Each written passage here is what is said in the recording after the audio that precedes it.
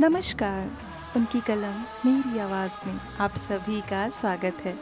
आइए सुनते हैं कहानी कुछ भी ना कहो, जिसे लिखा है नीरजा हेमेन जी ने। शाम गहराने लगी थी।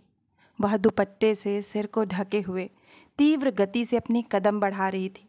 शाम ढलती जा रही है, इसलिए वह शीघ्र घर पहुंचना चाह रही है। घर पहुंचकर दरवाजे की घंटी बजाते ही वह दरवाज़ा खुलने की प्रतीक्षा करने लगी। वह जानती है कि प्रतिदिन की भांति आज भी दरवाज़ा नाज़िया खोलेगी। दरवाज़ा नाज़िया ने ही खोला। आज देर कैसे हो गई अपी? दरवाज़ा खोलते ही नाज़िया ने आतुरता से पूछा। उसके चेहरे पर चिंता की रेखाएं स्पष्ट थीं। नाज़िया की उम्र यद्यपि 10-11 वर्ष की ही है, किंतु समझदारी उसके भीतर अपनी उम्र से अधिक है। क्या बताऊं, आज कार्यालय में कुछ अधिकारी आ गए थे। वे कार्यालय के कागजात व फाइलों की जांच पड़ताल कर रहे थे। इन सब में कुछ वक्त लग गया। चाहे जितनी भी तीव्र गति से चलो, ऑटो स्टैंड तक पैदल आने में भी कुछ समय लग ही जाता है। उसने देर से आने का कारण बताते हुए स्थिति स्पष्ट की। वह नाज़िया से बातें कर ही रही थी कि पास के कमरे से अम्मी दीवार के सहारे चलती हुई आ गई थीं। आगे बढ़कर उसने अम्मी को सहारा देकर कमरे में बिछी पलंग पर बैठा दिया। वह अम्मी से आगे कुछ कह पाती कि अम्मी स्वतः उसके प्रश्नों के उत्तर देते हुए धीमे स्वर में कहने लगी, सरकारी काम है, कोई अपनी मर्जी की मालिक तो है नहीं कि जब मन हुआ उठकर घर चल दे। उसने अम्मी की बातों का कोई उत्तर नहीं दिया तथा शीघ्रता से गुसलखाने में घुस गई। हाथ मुंह धोया, कपड़े बदले तथा दरी बिछाकर नमाज पढ़ने बैठ गई। वह जानती है कि अम्मी से अभी बातें करने लगेगी तो बातें खत्म ना होंगी। घर का सारा काम धरा रह जाएगा। फिर उसे ही अकेले देर रात तक सब कुछ करना पड़ेगा। करना तो सब कुछ उसे अब भी अकेले ही है, किंतु यदि इसी समय से लग जाएगी तो सभी काम समय से हो तो जाएंगे। उसे भी आराम करने के लिए थोड़ा समय मिल जाएगा। अम्मी खामोशी से बैठी उसे ही देख रही थी। अभी अम्मी से कुछ भी बातें करने की उसकी इच्छा नहीं थी। शरीर थकान से टूट रहा है, किंतु उसके पास 2 घड़ी आराम करने का समय नहीं है। नमाज खत्म कर वह रसोई की ओर बढ़ चली। शाम ढल चुकी है। चाय व रात का खाना बनाते बनाते काफ़ी समय हो जाएगा। सोने से पूर्व उसे सुबह के खाने की भी थोड़ी बहुत तैयारी करनी होती है, जिससे सुबह के कार्य कर वह समय पर कार्यालय पहुंच सके। इन सब के साथ अम्मी को दूध, दवा आदि भी देना रहता है। आखिर घर के कार्यों को करने का उत्तरदायित्व तो उसका ही तो है। इस समय बहुत सारा काम करना है उसे। पहले रसोई में जाकर कार्य प्रारंभ कर दे। तत्पश्चात बीच में समय निकालकर अम्मी से दिन भर का उनका हाल भी पूछेगी। सर्वप्रथम चाय बनाकर उसने नाज़िया को आवाज़ लगा दी थी कि वह अम्मी की चाय व बिस्कुट ले जाकर उन्हें दे दे, जिसके पश्चात वह शाम की अम्मी की दवा दे सके। उसकी भी इच्छा हो रही है कि वह कुछ देर अम्मी के पास बैठकर बातें करे, किंतु वह जानती है यदि इस समय वह अम्मी के पास बैठ गई तो अम्मी की बातें शीघ्र समाप्त न होंगी। अम्मी भी तो सारा दिन घर में अकेली पड़ी रहती हैं। उन्हें भी तो कोई ऐसा चाहिए जिससे दिन भर का अपना हाल या अपने मन की कुछ कह सकें। अम्मी के लिए सोचकर उसका मन दुखी होने लगा। उसे स्मरण है कुछ माह पूर्व तक अम्मी बिल्कुल स्वस्थ थीं। उन दिनों अम्मी सिर्फ पेट की समस्या से परेशान रहती थीं। कभी पेट में दर्द तो कभी पेट में गैस की शिकायत करती थीं। उनके पेट की समस्या से घर में किसी को तकलीफ ना होने पाए, इसलिए कभी काला नमक, अजवाइन तो कभी गैस दूर करने का कोई चूरन आदि घरेलू उपाय स्वयं कर लेती। कुछ देर के लिए आराम मिल जाता तो घर के कार्यों में लग जाती। बहुत अधिक समस्या बढ़ जाती तो मोहल्ले के किसी डॉक्टर को बताकर स्वयं अपनी दवा ले आती। इसी प्रकार वे अपने दिन काटती रहीं। एक रात अम्मी के पेट में असहनीय दर्द उठा। वह रात भर परेशान रहीं। वो कराहती रहीं। वह उन्हें सहलाती रही। घर में उस समय उसके व नाज़िया के अतिरिक्त कोई भी न था। अम्मी ने सुबह होने तक प्रतीक्षा कर लेने के लिए कहा। वह कर भी क्या सकती थी? रात के समय वह अकेले क्या कर सकती थी? कहाँ लेकर अम्मी को जाती? सुबह होने की प्रतीक्षा करने के अतिरिक्त हम सबके पास कोई अन्य मार्ग ना था। रिश्तेदारों की तरफ से टूट चुके हृदय के कारण उनका मन नहीं हुआ कि पास के पीसीओ में जाकर अम्मी की अस्वस्थता का हाल किसी को बता देती। अपने सगे भाई नाजिया के पिता को इतनी रात में घर के बाहर जाकर फ़ोन द्वारा बताने को अम्मी ने मना कर दिया। रात भर अम्मी दर्द से तड़पती रहीं। सुबह होते ही वह और नाजिया अम्मी को लेकर शहर के सरकारी अस्पताल पहुंच गईं। वहां अम्मी की अनेकों जांचें हुईं। नाजिया को अम्मी के पास बैठाकर दिन भर वह अस्पताल में दौड़ भाग करती रही। यद्यपि उसने अपने भाई यानी नाजिया के पिता को दूसरे दिन फ़ोन पर अम्मी की बीमारी की सूचना दे दी थी, किंतु घर के उत्तरदायित्वों को पूरा कर अस्पताल आते आते उसे भी समय लग गया। अगले दिन अम्मी की जांचों की रिपोर्ट भी आ गई। हम सब के पैरों तले ज़मीन खिसक गई जब डॉक्टरों ने बताया कि अम्मी को आंतों का कैंसर हो गया है। हम अम्मी से यह बात छुपाना चाह रहे थे, किंतु कब तक यह बात उनसे छुपी रह पाती। अस्पतालों व डॉक्टरों के चक्कर लगने जो प्रारंभ हुए तो अम्मी को यह बात पता चल ही गई। 6 माह हो गए, बीमारी अब संभवतः बढ़ चुकी है। अम्मी भी अब चलने फिरने में असमर्थ होकर बिस्तर पर ही पड़ी रहती हैं। बहुत हुआ तो किसी प्रकार दीवार के सहारे चलकर कुछ देर के लिए दूसरे कमरे तक आ जाती हैं। अम्मी की बीमारी, अपनी नौकरी की व्यस्तता और तो और नाते रिश्तेदारों की बेरुखी से वह अकेले ही जूझ रही है। पुराने दिन, पुरानी बातें याद कर उसका मन कसैला होने लगता है, इसलिए वह पुरानी बातें याद करना ही नहीं चाहती। किंतु उसके चाहने न चाहने से क्या होता है, जीवन में ऐसी घटनाएं घटती रहती हैं जो पुरानी घटनाओं से स्वतः जुड़ जाती हैं। रसोई का काम समाप्त कर नाजिया से खाना खा लेने के लिए कहकर वह अम्मी के पास आ गई। अपने कमरे में बैठी नाजिया पढ़ाई कर रही थी। वह उठकर रसोई में खाना लेने चली गई। अम्मी को दूध व दवा देने के पश्चात वह उनके पास बैठ गई। उनकी तबीयत का हाल पूछा। वह जानती है कि प्रतिदिन की भांति आज भी अम्मी यही कहेंगी कि दवा से कोई फ़ायदा नहीं है, किंतु वह और कर भी क्या सकती है। डॉक्टर ने जो दवा बताई है वह उन्हें दी जाती है। वह दवा, दुआ और अम्मी की सेवा के अतिरिक्त और क्या कर सकती है। अम्मी को दवा देकर उन्हें बिस्तर पर लेटाकर वह अपने कमरे में आ गई। इस छोटे से किराए के मकान में 2 ही कमरे हैं। सामने का एक कमरा कुछ है जिसके आधे हिस्से में बैठक है, आधे हिस्से में अम्मी की चारपाई व दवाइयों की मेज़ रखी है। सामने रसोई व गुसलखाना है। इस दूसरे कमरे में वह और नाजिया रहती हैं। कमरे में एक और चौड़ा तख्त है जो उसके व नाजिया के सोने के लिए पर्याप्त है। खाना खाकर नाजिया वापस कमरे में आकर पढ़ाई कर रही है। पढ़ते पढ़ते वह कुछ देर में सो जाएगी। अम्मी बिस्तर पर लेट गई हैं। वह जानती है कि वो बिस्तर पर सोने के लिए लेट अवश्य गई हैं, किंतु रात भर दर्द से कराहती रहेंगी। कराहते कराहते यदि कुछ देर के लिए बीच में झपकी आ गई तो ठीक है। यही अम्मा की नींद भी है। उसकी आंखों में आज नींद नहीं है। बगल के कमरे से अम्मी के कराहने की आवाज़ें रोज़ की अपेक्षा आज कुछ अधिक ही आ रही है। दिनों दिन उनका स्वास्थ्य गिरता जा रहा है। डॉक्टरों के अनुसार उनके पास उनके जीवन के कुछ दिन ही शेष हैं। डॉक्टरों की यह बात वह अब तक स्वीकार नहीं कर सकी है। अम्मी के बिना अकेले जीवन जीने की कल्पना करते हुए उसे ना जाने क्यों डर लगता है। आजकल रात में सोते सोते उसकी नींद टूट जाती है। व्याकुलता में करवटें बदलते बदलते सवेरा हो जाता है। आज पुनः उसे नींद नहीं आ रही है। चिंता से मन बोझिल हो रहा है। जिस दिन अम्मी नहीं रही उस दिन वह क्या करेगी, कैसे रहेगी इस बेगानी दुनिया में अकेले। बिस्तर पर लेटी और बीमार ही सही, अम्मी का होना उसके लिए इस निष्ठुर दुनिया व उसके बीच एक मजबूत दीवार की तरह है। आज उसे अपनी किशोरावस्था के दिन याद आ रहे हैं, जब वह 15-16 वर्ष की किशोरी थी। कितने बेफिक्र दिन थे वे। उन दिनों अब्बू सरकारी नौकरी में थे। वह 2 भाइयों की इकलौती बहन थी। उस समय हम सभी पढ़ रहे थे। अम्मी उन दिनों स्वस्थ तो थी ही, सभी कहते थे वो देखने में आकर्षक भी बहुत थी। मैं उनके जैसी बिल्कुल नहीं थी। मुझ में अम्मी जैसा आकर्षण नहीं है। मेरी शक्ल अब्बू पर पड़ी थी। देखने में साधारण शक्ल थी मेरी, अब्बू की तरह ही।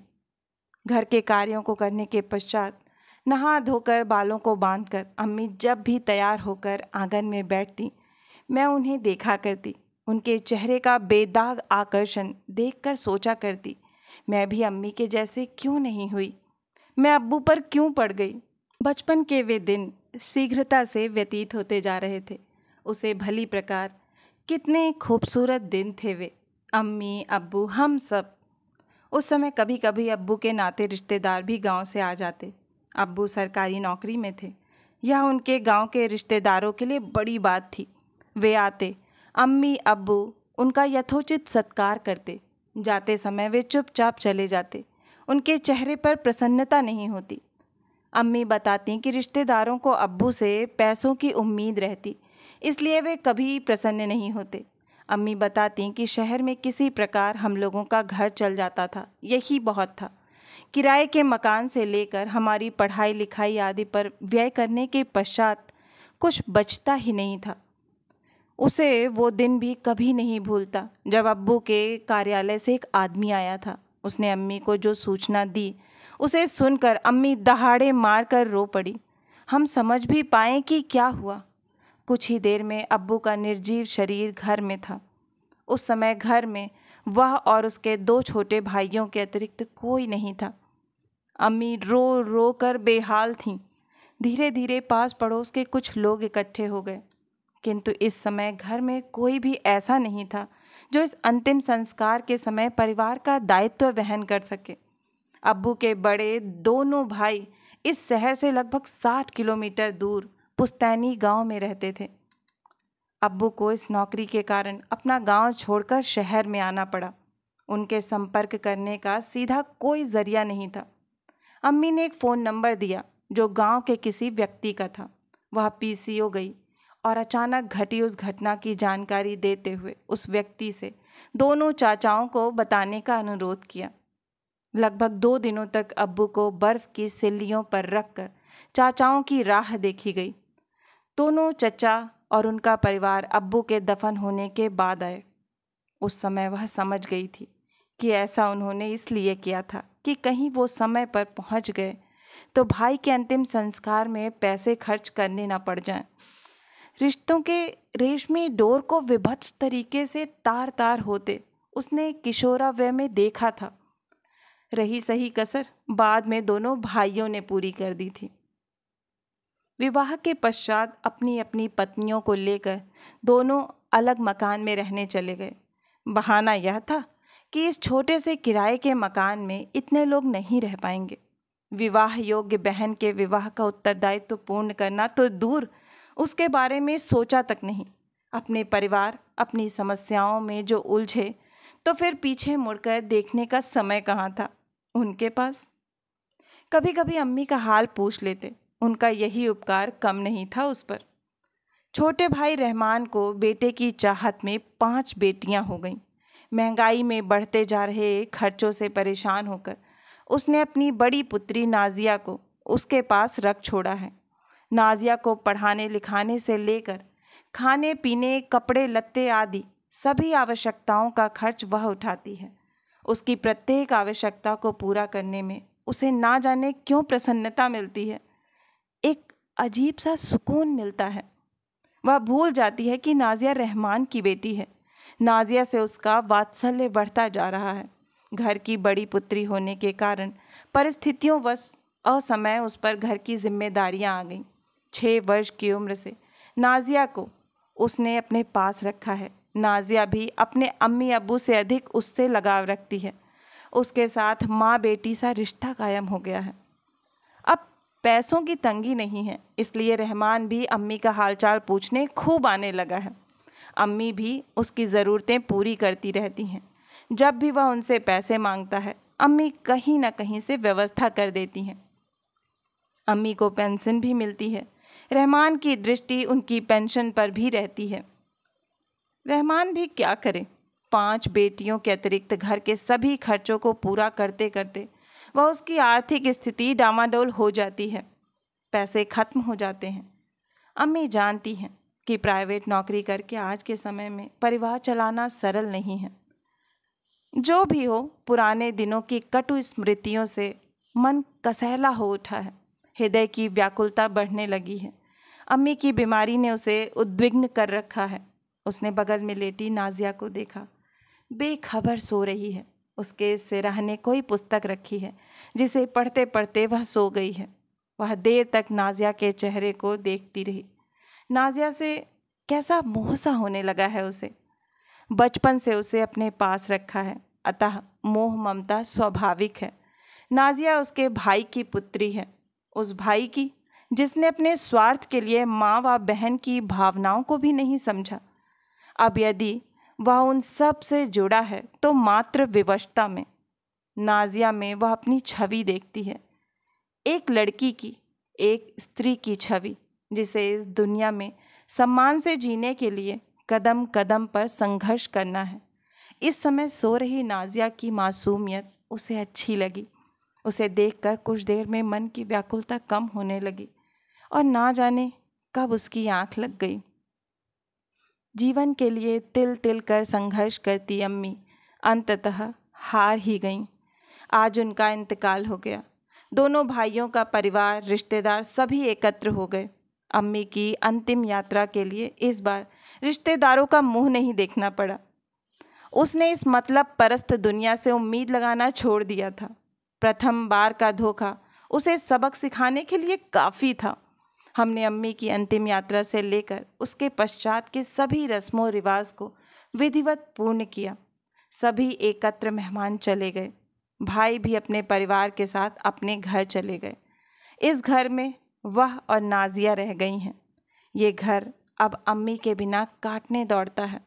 इस घर में वह नहीं रहना चाहती, किंतु अपने मन की यह पीड़ा या दुविधा वह किससे कहे? कौन समझेगा उसे? दोनों भाई अपने परिवारों के साथ अलग अलग रहते हैं। बड़ा भाई सरकारी नौकरी में है। उसकी आर्थिक स्थिति अच्छी है। उसने अपना घर बनवाने के लिए कहीं ज़मीन ले रखी है। कुछ समय बाद घर बनवाने का वह इरादा रखता है। छोटा भाई विपन्नता की स्थिति में जी रहा है। 5 बेटियों की पढ़ाई लिखाई व विवाह की चिंता रहती है उसे। अब्बू ने यहाँ आकर रहने के लिए यही किराए का मकान लिया था जिसमें अम्मी के साथ वह रहती थी। इस घर को कभी न कभी उसे छोड़ना ही पड़ेगा। दिन धीरे धीरे व्यतीत होते जा रहे हैं। उसने अब सोचना छोड़ दिया है। दिन कार्यालय में व्यतीत हो जाता है। नाजिया भी कॉलेज चली जाती है। रहमान प्रतिदिन उसका हाल पूछने आता है। बड़ा भाई भी जब अवकाश मिलता है उससे मिलने आ जाता है। नाजिया धीरे धीरे बड़ी हो रही है। उसकी इच्छा है कि वह खूब पढ़े, उच्च शिक्षा प्राप्त कर किसी अच्छी नौकरी में जाए। ले देकर उसके जीवन का एक ही लक्ष्य है, एक ही सपना है, नाजिया की अच्छी परवरिश और देखभाल। कभी कभी अकेलेपन में वह अपने बारे में सोचती है, क्या है उसके जीने का अर्थ? किसके लिए जी रही है? उसकी मृत्यु के पश्चात सब कुछ उसके भाइयों का ही तो होगा। उसके पैसे, उसके गहने, उसकी पेंशन, सब कुछ उन भाइयों का होगा जिन्होंने अब्बू की मृत्यु के पश्चात अपने उत्तरदायित्वों से मुंह मोड़ लिया था। उसे रहमान की दशा देखकर दया आती है। उसका परिवार सचमुच अभावों में रह रहा है।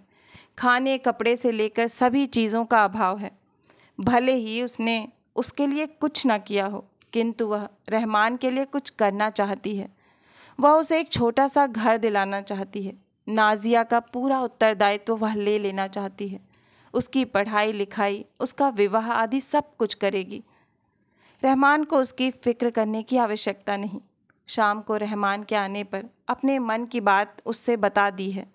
यह बात जानकर वह कितना प्रसन्न था, मानो उसके सर से बहुत बड़ा पत्थर किसी ने उतार कर रख दिया है। उसकी आंखों में कृतज्ञता के भाव स्पष्ट दिख रहे थे। बोला उसने कुछ भी नहीं। उसने अपनी नौकरी के आधार पर लोन लेकर उसके लिए एक घर देखना प्रारंभ कर दिया। कुछ माह में बना बनाया एक छोटा सा मकान मिल गया। रहमान के परिवार को लेकर वह अपने नए घर में रहने आ गई है।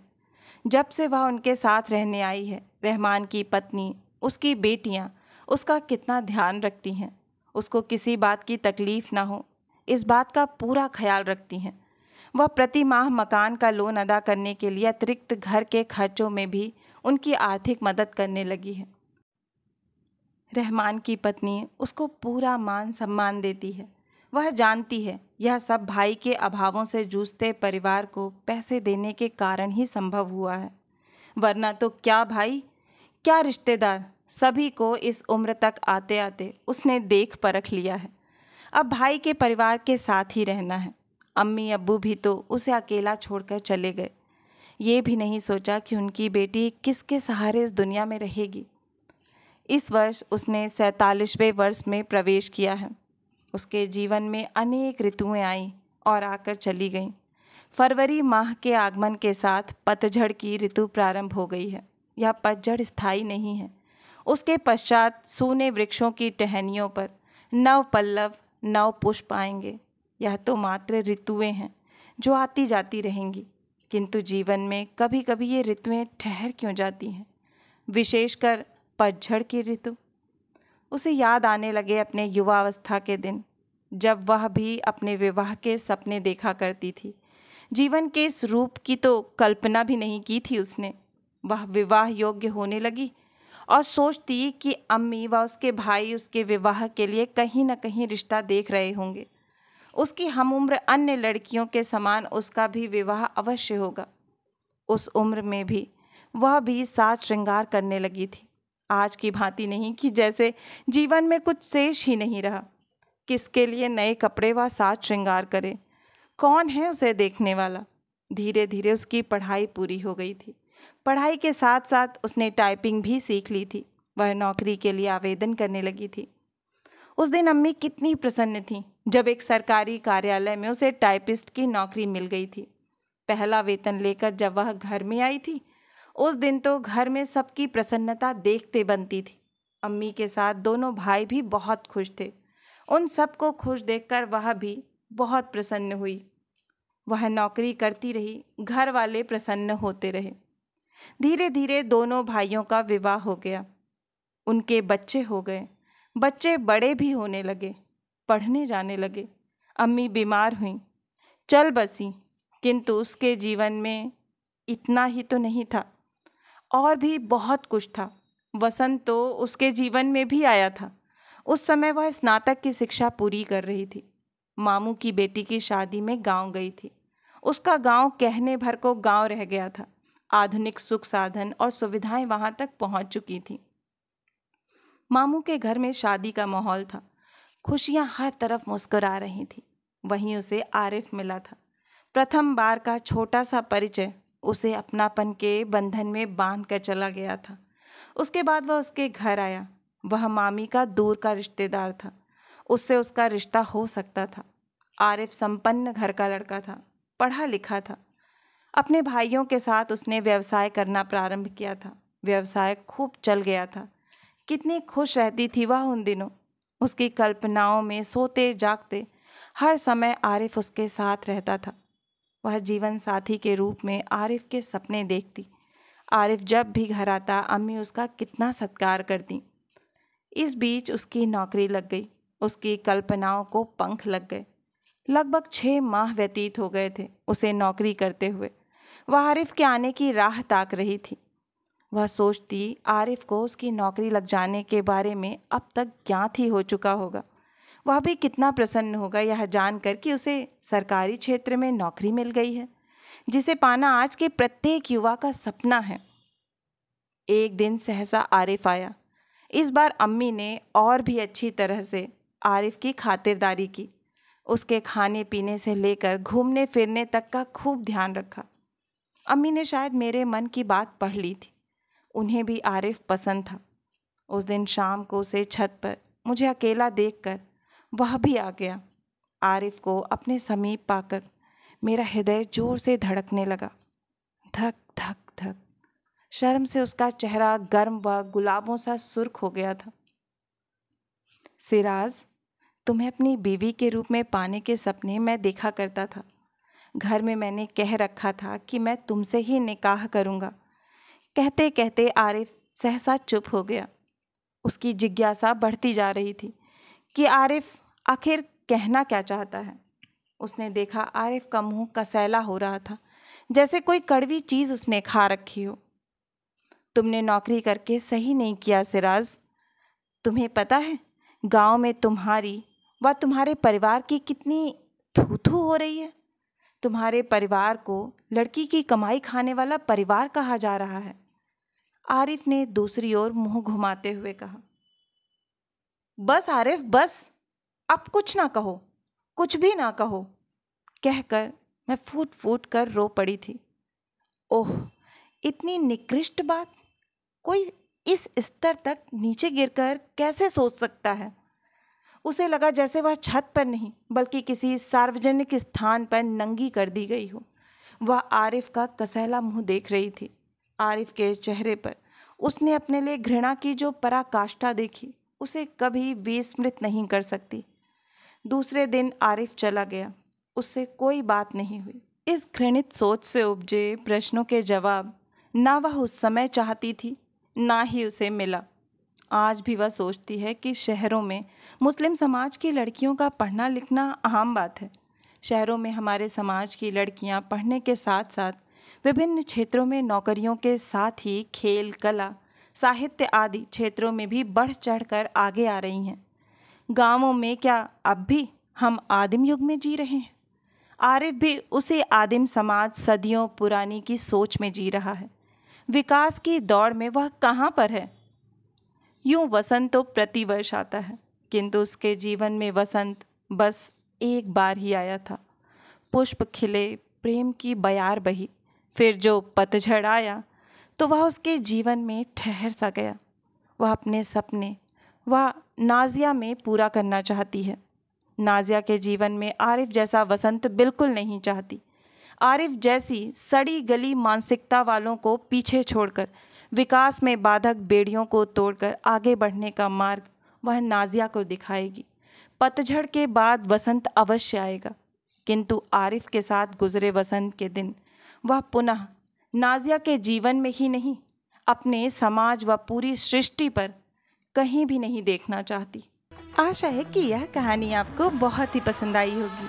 अगर कहानी पसंद आई है तो मुझे प्रोत्साहित करने के लिए एक लाइक करें, अपनों के साथ ज़्यादा से ज़्यादा शेयर करें। नीचे कमेंट बॉक्स में कमेंट करके बताएं कि आपको कहानी कैसी लगी। और अगर आप इस परिवार का हिस्सा बनना चाहते हैं तो इस चैनल को सब्सक्राइब करें और हाँ, नोटिफिकेशन बेल ज़रूर दबाएं, जिससे आगे आने वाली हर कहानियाँ आपको समय पर मिलती रहें। फिर मिलती हूँ एक नई कहानी या कविता के साथ। तब तक के लिए आप सभी का कहानी सुनने के लिए बहुत बहुत धन्यवाद।